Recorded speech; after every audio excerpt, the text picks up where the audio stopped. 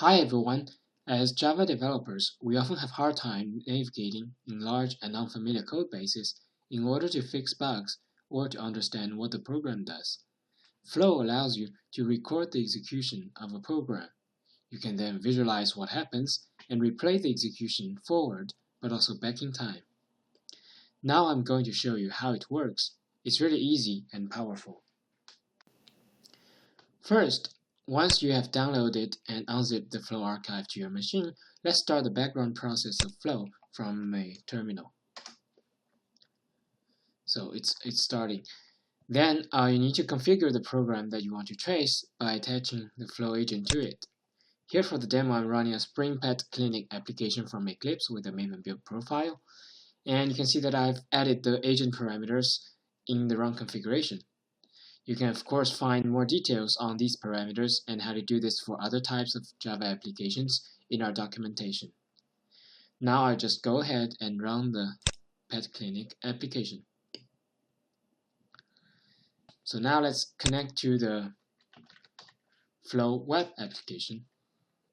You can see that the record button is activated because a monitored execution is running, which is our Pet Clinic application. So from now on, you can decide to start recording anything at any time. Here for the demo, I'm going to record a scenario of adding a new pet to an existing owner. So first, let's find and pick up the owner, let's say David, and let's add a new dog named Buddy to David. Alright, so I'm interested in tracing and analyzing everything that's going to happen after clicking this Add Pet button. So all you need to do is to start the recording and go click the button and then stop the recording. That's everything that you need to do, and Flow will do all the rest. Now let's take a look of what's going on. On the top, there's a dynamic call graph which represents the calling relationships between artifacts. There are three types of them: package, type, and method. By default, the type level call graph gives you something very similar to a class diagram. You can see the dependencies between some Java classes, such as some controllers, service implementations, or entity classes.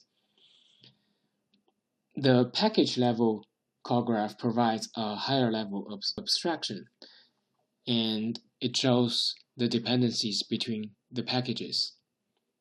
And if you switch to the method level, the graph is becoming more complicated because you have much more detailed information.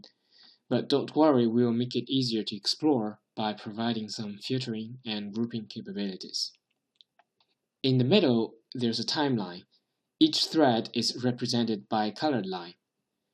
It allows you to select a segment of timeline to zoom on the time interval and filter out some other calls. Finally, on the bottom, we have a flame diagram. This is a very synthetic view of all the calls in the execution. Here we can see that several operations have been done for this scenario.